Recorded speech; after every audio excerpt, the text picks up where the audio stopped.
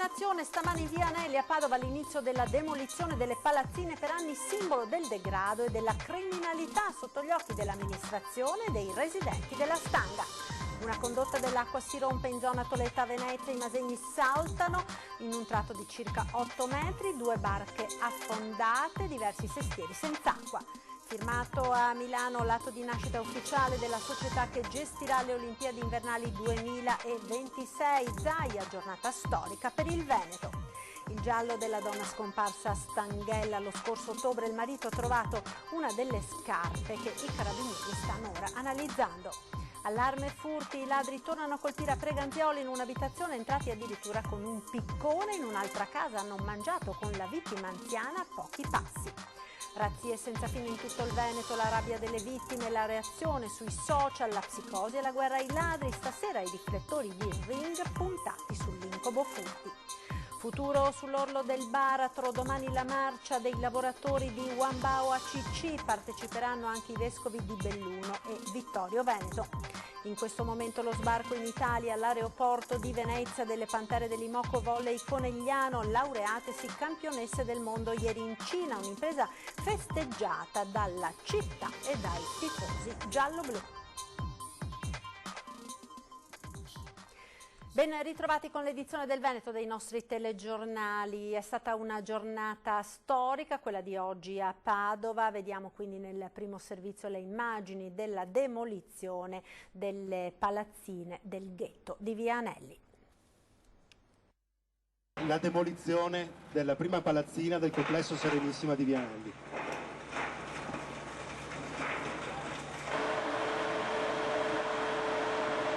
Le vedete le ruspe alle mie spalle al lavoro per demolire il complesso Serenissima di via Anelli, una giornata storica per Padova e per il quartiere, esattamente 13 anni dopo quel luglio del 2006 quando esplose la guerriglia urbana proprio all'interno di questi condomini. Oggi le ruspe e un nuovo inizio, qui sorgerà la nuova questura.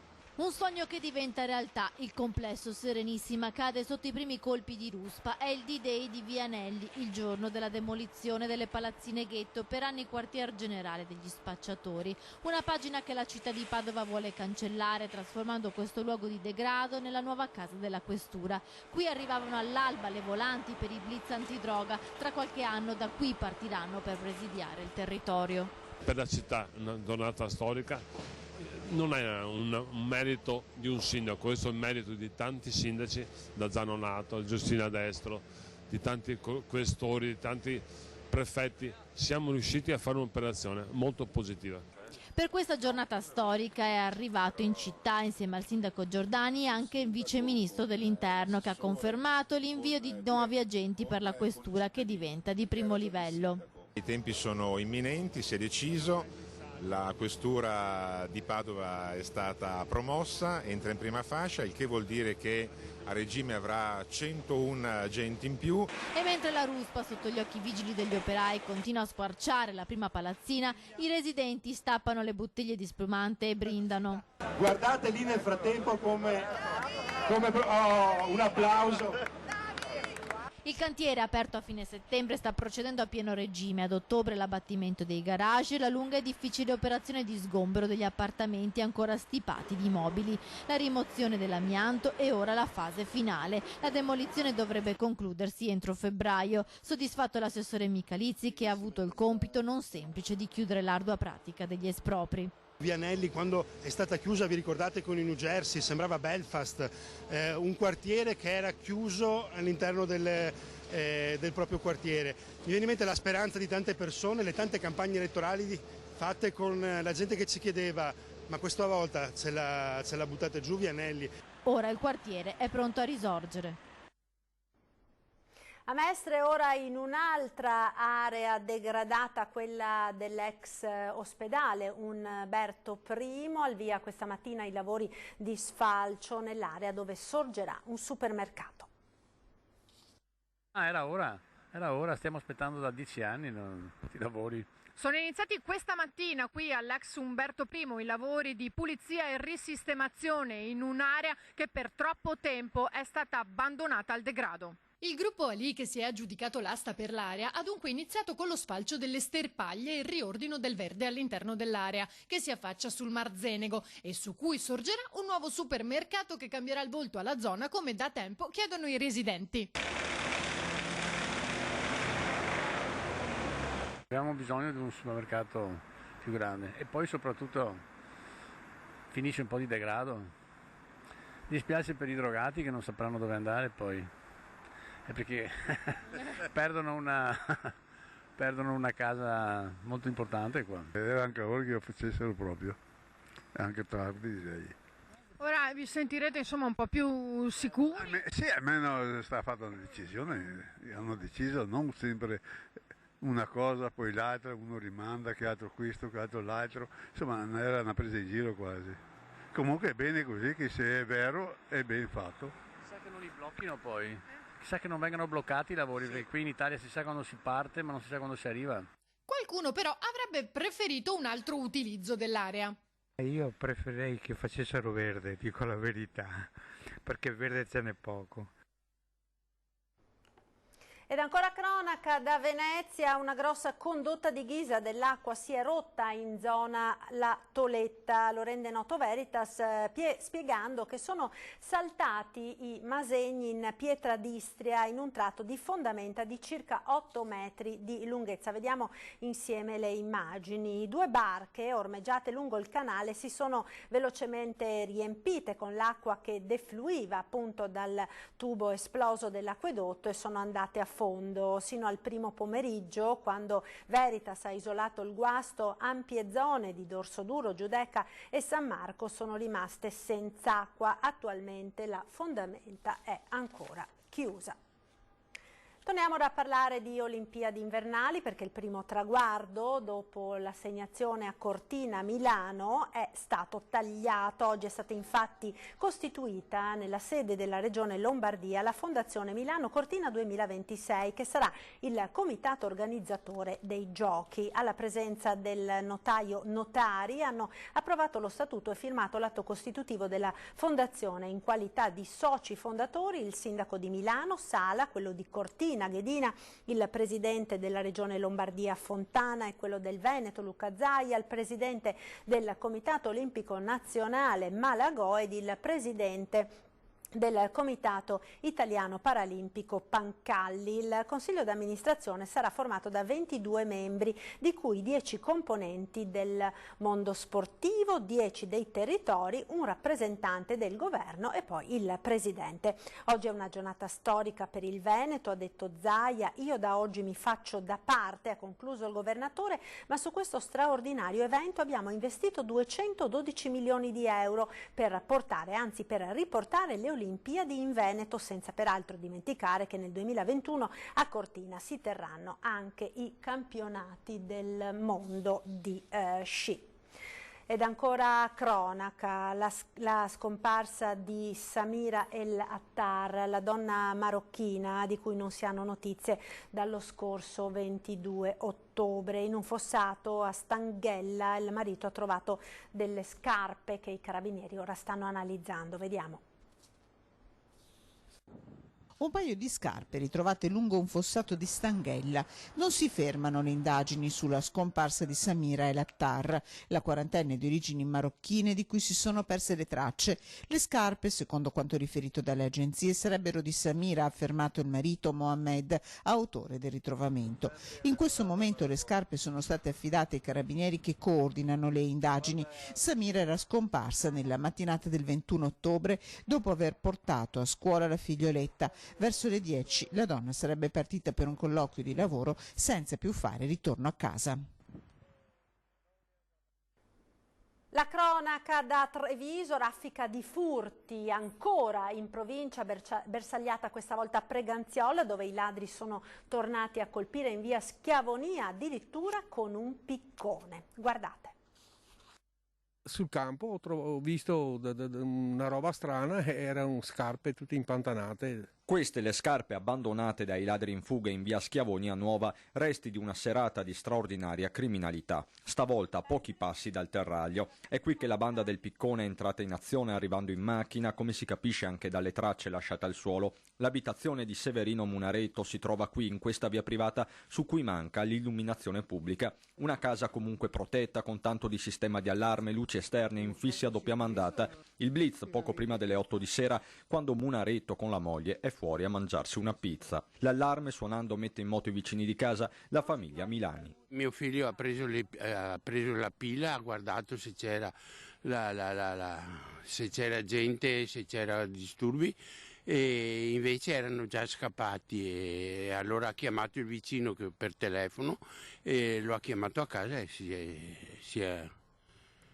si è accorto che erano entrati. Una volta in casa il legittimo proprietario scopre che i ladri per entrare hanno usato probabilmente un piccone, una violenza fuori dal comune, come evidenziano i calcinacci a terra e lo stato degli infissi. In camera da letto mancano 2 orologi di valore e una collanina della moglie. Con queste sicurezze che avevo adottato io in questa casa pensavo di essere più che al sicuro, perché oltre ai serramenti blindati, il sistema di allarme,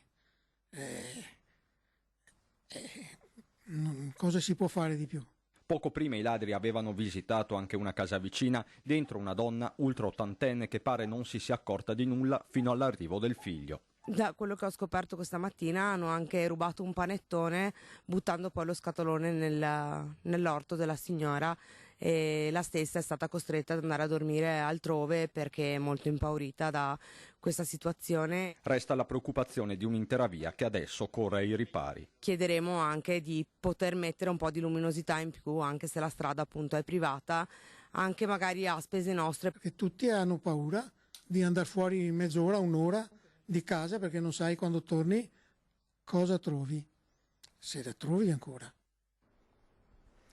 Il mago dei Rolex falsi è stato arrestato dalla squadra mobile di Belluno sabato scorso e stavolta per lui si sono spalancati i cancelli del carcere di Belluno. Su Zhu Xiaoping, su di lui pendeva una condanna a 4 anni e mezzo per reati che vanno dalla ricettazione alla contraffazione di merci. Gli uomini della mobile lo hanno fermato all'Ozzo di Cadore. Il 45enne lavorava a Calalzo nel bar gestito dalla moglie ed in centro Cadore si era rifugiato dopo le condanne per i fatti accaduti nel 2008. Nel mese di luglio di quell'anno l'uomo venne fermato dalla polizia mentre saliva in Cadore con la sua auto. All'interno un campionario di orologi di fascia alta, ma tutti falsi, 207 pezzi tra Rolex, Bulgari e altri marchi di moda. L'ultima sentenza passata in giudicato è del 2017 e per il mago dei Rolex falsi ora la latitanza è finita.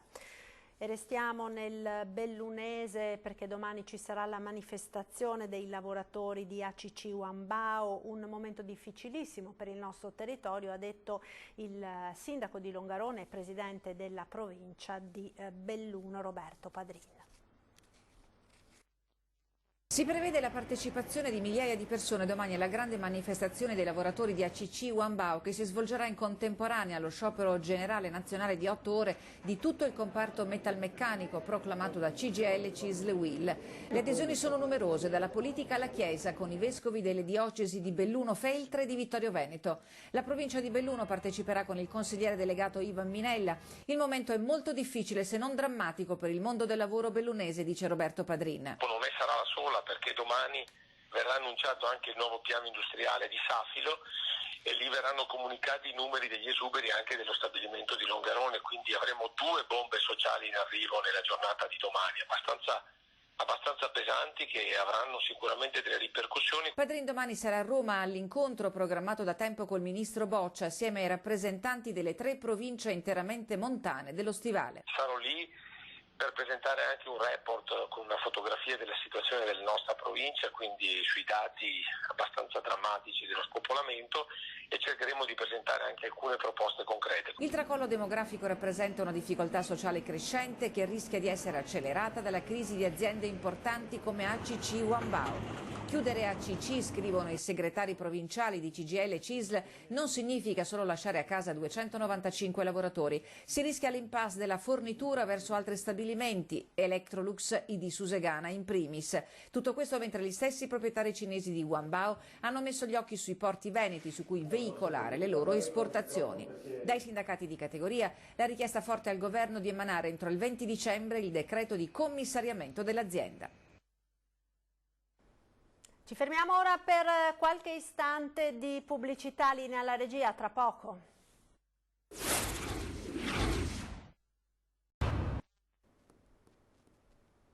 E rieccoci in studio con l'edizione del Veneto del nostro telegiornale. Domani il piccolo Giovanni, il bimbo volato in Florida per un delicato intervento chirurgico, grazie anche all'impegno, alla solidarietà di voi telespettatori. Questo bimbo domani verrà sottoposto ad un nuovo intervento chirurgico. Intanto mamma Erika ci ha mandato un video, vediamolo insieme.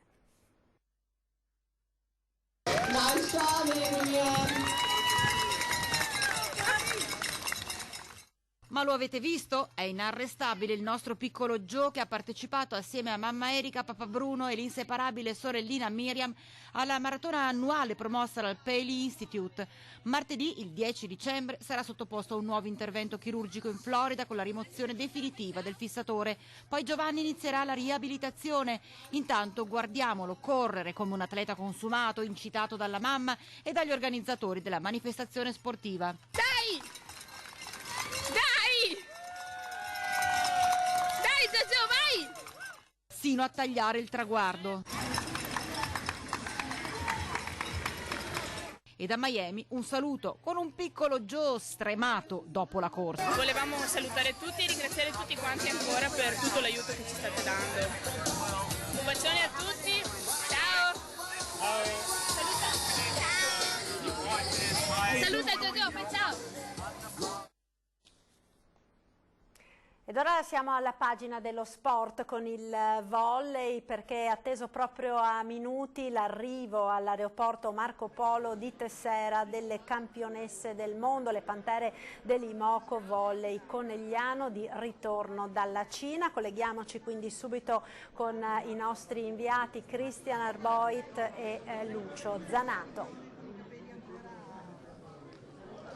Sì, buonasera Marta, mi trovo qui con Lucio Zanato all'aeroporto di Tessera. Come dicevi tu, sono minuti cruciali, dovrebbero arrivare a momenti le ragazze dell'Imoco Volley campionesse del mondo in Cina, dove hanno battuto le avversarie dell'Istanbul ai mondiali di Shaoxing con una formidabile Paola Egonu. Ecco, li vedete, i tifosi stanno confluendo qui a Tessera, stanno già, come senti, inneggiando alle loro beniamine, che dovrebbero appunto arrivare proprio a momenti. Hanno fatto scalo all'aeroporto di Vienna, l'arrivo è previsto fra qualche minuto.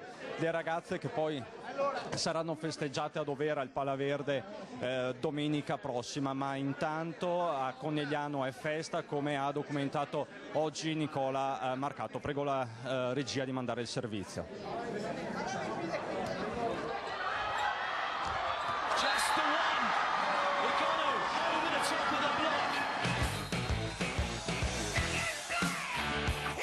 Le Pantere di Daniele Santarelli sono riuscite a portare la bandiera tricolore al vertice del volley mondiale. Il sogno diventa realtà, una vittoria strepitosa che manda in estasi centinaia di tifosi nella città del Cima.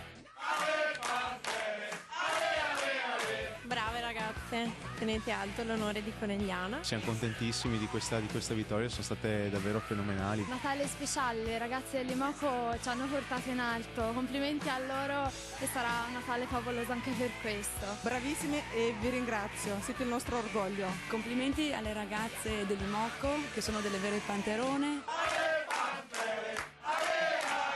Le ragazze sono state strepitose. Sempre, l'Enogo sempre la migliore comunque. Grandissime Pantere, sempre prime in cima al mondo. Con la grinta siete riusciti a raggiungere questo trofeo, vi faccio i complimenti e dovete essere orgogliosi di voi. Grazie ragazze, ci avete portato sul tetto del mondo, siete il nostro orgoglio. Grazie Imoco, siete l'orgoglio italiano in tutto il mondo.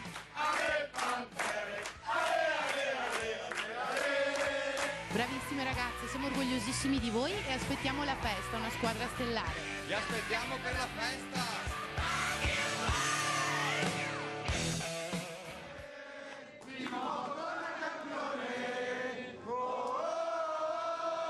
Sì Marta, le ragazze sono atterrate, ma come senti l'entusiasmo è a 1000, i cori li stai sentendo, insomma, quindi le ragazze pare siano dietro queste porte, non sappiamo se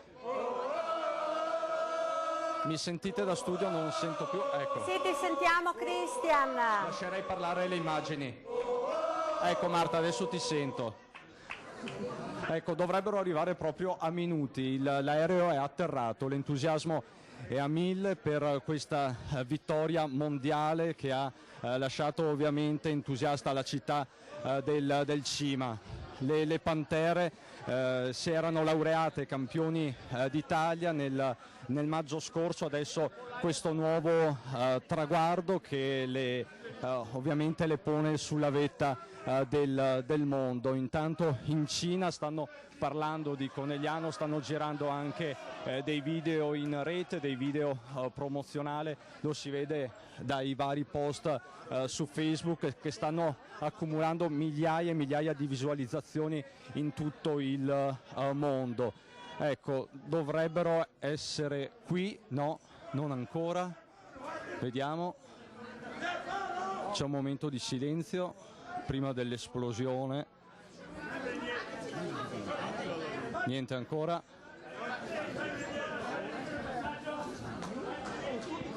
Ecco Marta, io ti darei la linea, io e Lucio Zanato siamo qui e documentiamo ovviamente ogni minuto, ogni fase di questo attesissimo arrivo. Allora, grazie a Cristian Arboita, Lucio Zanato. Noi torneremo a ricollegarci più tardi nel corso delle prossime edizioni dei nostri telegiornali per vedere questa grande festa all'aeroporto Marco Polo di Tessera per l'arrivo delle ragazze dell'Imoco Volley Conegliano, campionesse d'Italia. Ed è quindi tutto per questa edizione del Veneto dei nostri telegiornali. Io vi ringrazio per essere stati con noi, vi lascio come sempre alle previsioni del tempo con il nostro meteo. Vi ricordo però quelli che sono gli appuntamenti di questa nostra serata, come sempre 20:10 subito dopo i telegiornali. In studio l'onorevole Gian Antonio D'Arè, eurodeputato della Lega, e l'onorevole Nicola Pellicani, deputato del Partito Democratico. E poi come ogni lunedì torna a partire dalle 21:15 Ring, una puntata questa sera che sarà dedicata tutta ai furti e alle rapine. Veneto sotto attacco, il titolo della trasmissione. In studio con Ferdinando Avarino, Mario Conte, sindaco di Treviso, Gio Formaggio di Fratelli d'Italia, Cristian Dema di Furti in Corso e Roberto Grigoletto del Partito Democratico. È tutto dunque, spazio ora alle previsioni del tempo. Arrivederci.